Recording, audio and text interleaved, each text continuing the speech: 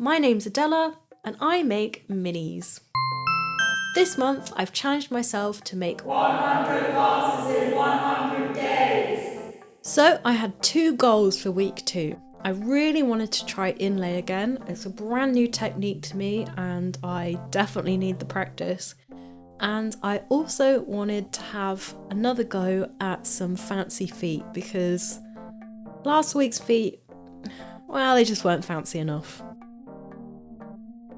Each of my little minis start out as a tiny blob of clay. I like to start with the body because it's the largest part of the vase and for the most part it gives you the direction that the vase is going to go in. I make it in 2 halves. I start with the bottom usually, I pinch it out and then I move on to the top half. I like to use my paintbrush to just open things out, get things started because these are really small and my fingers can't quite fit into the clay. And one thing you do have to be quite mindful about is matching the width of the top to the bottom half of the body that you've already made. So you're not only focusing on how is this shape going to look when it's finished, but you're also having to focus on where is this going to join up and how is it going to join up. So speaking of joins, I like to reinforce where the 2 halves meet with a tiny little sausage of clay. And I do this just to make sure that the join is really strong because the piece is going to be under a lot of stress when it's in the kiln. There's a lot of heat in there and you don't want it to blow open at the seams because the seams are always going to be your most vulnerable points. Now, occasionally the sausage that I add is flat, it's not rounded, and this is because you don't always want to add extra bulk because you're adding clay. You don't want to add extra bulk to the shape. So I like to pre-flatten it and then add it on.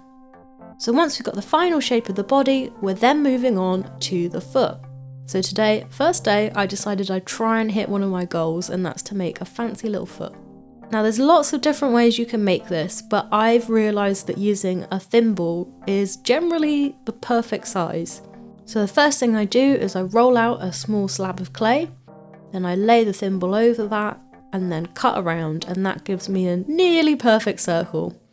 And then it's just a case of building up from there. So I wanted this to look a little bit like a pedestal, so it's got a tapered edge and then it, grows out. I don't know how to describe it, but it's going to look nice. Once I've joined my smaller blob of clay onto that little disc, it's then a case of blending it out and attaching it to the body. And once I've got that looking good, I'll move on to the neck, trim it down a little bit and pinch out a rim. Sometimes pieces will be a little bit lumpy, they'll sit in that what I call ugly stage for quite a while. But I've learned that it pays to just work through that ugly stage because more often than not, they do end up looking really nice at the end, especially once you've added handles. Occasionally, yeah, the hard work won't pay off, but this time I think it did. So when I start making a piece, I don't always have a plan. Sometimes I've just got a vague idea or a notion. Sometimes I totally wing it. Very, very occasionally I'll have a really specific shape that I want to make in mind. Today I just had one word and that was wide. So that's where we're starting from. I'm not sure if I managed it, but let's wait and see. So once the body's all joined up, I can actually be a little bit rougher with the shape than I usually would. And that's because there's trapped air in there and that's going to act as cushioning. So this is a perfect moment to refine the shape. You'll see me rolling it out on the table or patting it down with my wooden tool or even just giving it a little squeeze just to finalise the shape. So once I'm happy with the final shape, I'll then roll out a small neck and join it on. Today I decided to trim quite a lot off the neck. When I first started, I would make the neck the finished size and then attach it, and more often than not I wasn't happy with how it looked. So these days I give myself a little bit more leeway. So once that's all pinched out, it's then time to cut out an opening. It's really satisfying just sort of gouging it out in one piece. I do worry occasionally that that little blob is going to drop down to the bottom. It's not the end of the world, but I just would really hate knowing that there was a messy little blob of clay in the bottom of these vases. What can I say? I'm a perfectionist. So for this piece, I thought, okay, day 2, let's try the other goal. Let's go for inlay again. So inlay is quite a simple technique. All you do is you gouge out a pattern with a blunt pencil or any blunt instrument, and then once you're happy with the pattern, you add some coloured slip, so that's liquid clay. Today I went with white, which I'm hoping will pop. And you've got to do a few layers of this just so you fill out that gap that you've made. And once that's dried a little bit, you then start scratching away that excess slip until you reveal the pattern beneath. This was the second time that I've ever done this, and I actually don't think I did any better. I think I did worse. I was a bit too confident when I was scratching away. I'm still learning how far to go with that. And I definitely scratched out some of the pattern. But I don't know, I'm excited to keep practicing and get better with it so that I can really start experimenting and getting some good results. But this guy, he's alright. You know what? They can't all be amazing.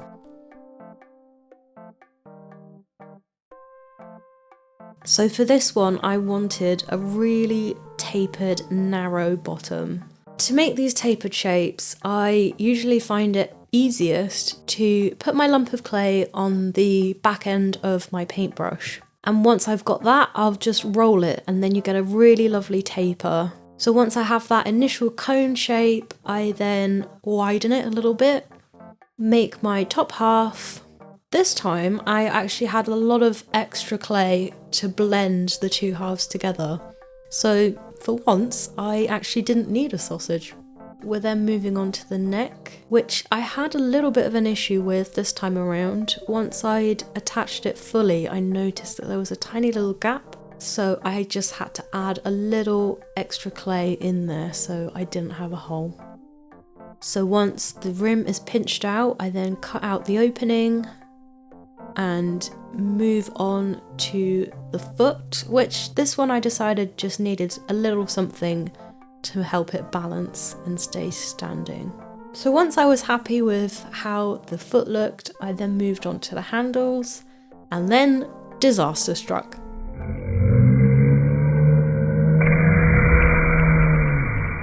Well, only a little one.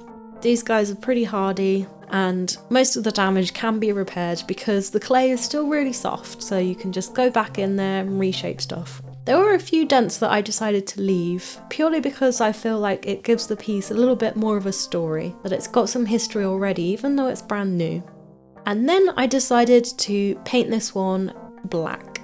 And my plan is to glaze this with a translucent glaze, and it will come out looking really mottled. There'll be shades of black from the slip, but then also blues and whites. It'll look really, really lovely, just like a little pebble. So yeah, that's this guy done. And yeah, tall, dark and handsome. One thing I have noticed is that the better I get at making these minis, the smaller they become, which is great, but I do start to worry that they'll lose their function and you won't actually be able to put flowers in them, which is why I make them. I want my pieces to be functional and not just decorative. They're not knickknacks that you put on a shelf. They're pieces that you should be able to use every single day. Another problem is that yes, they're getting smaller now, but once they go through the kiln, they'll get even smaller because these pieces shrink. I will also drop in that all of these pieces will be available on my website once they're done. Just keep an eye out for updates. Now, as you'll see, I've moved on to the neck and I'm adding more than one spout.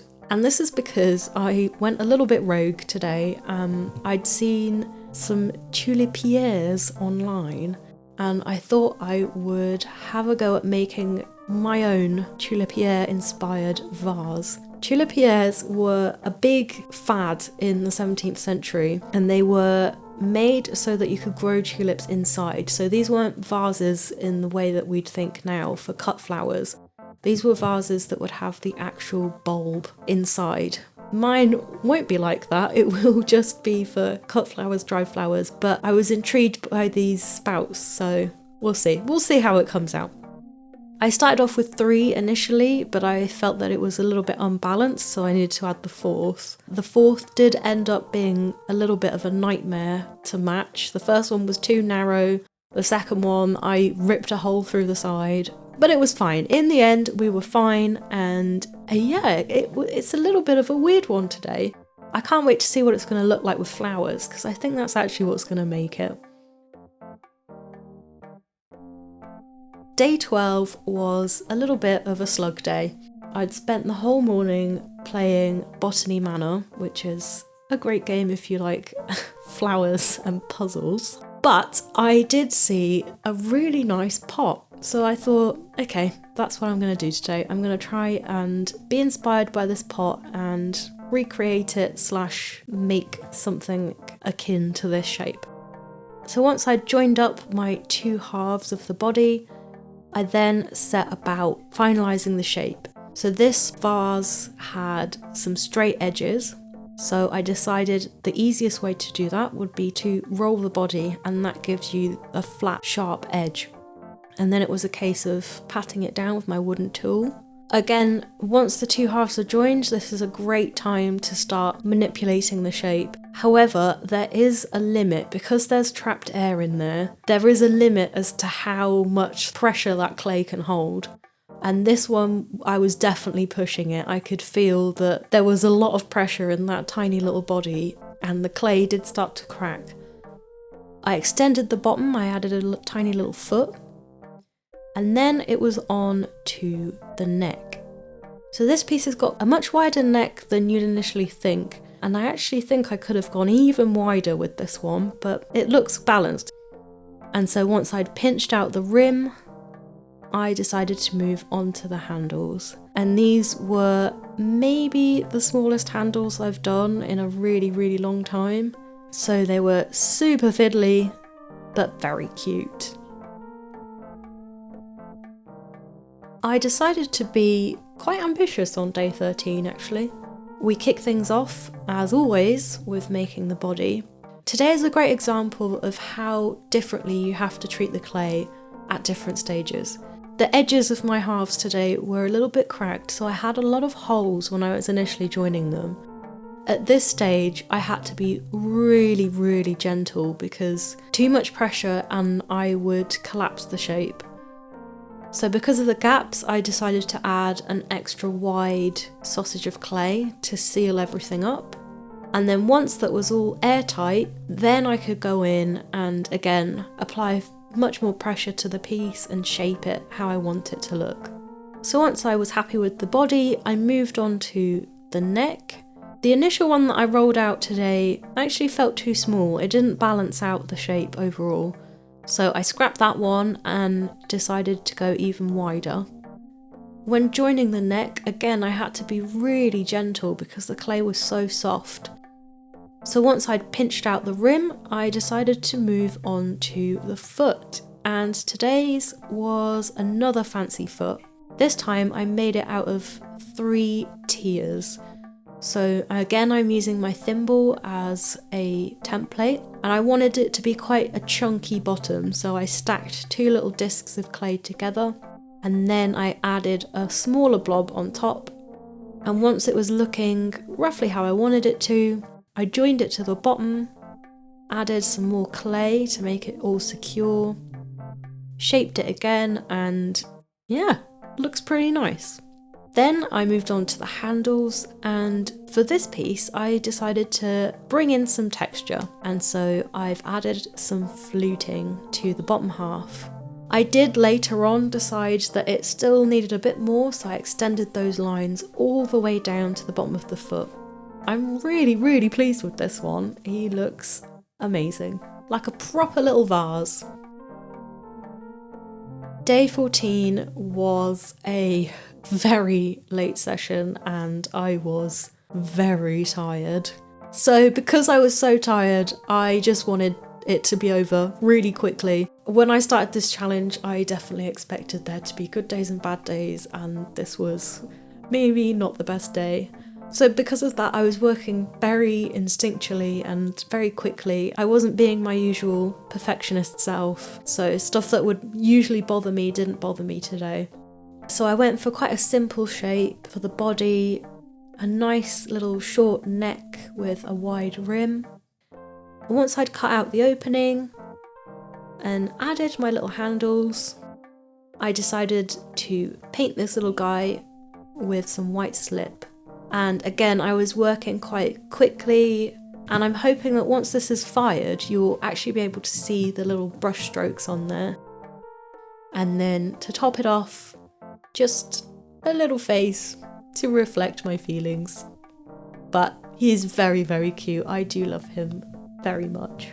What do you think? Let me know in the comments.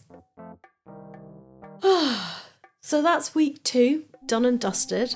I learnt a lot this week, which I'm hoping to bring forward into the next sessions. I've got 86 more of these to do, and I can't wait to see how they turn out. Thanks so much for watching this video. Please do subscribe if you don't want to miss next week's, and I'll see you soon.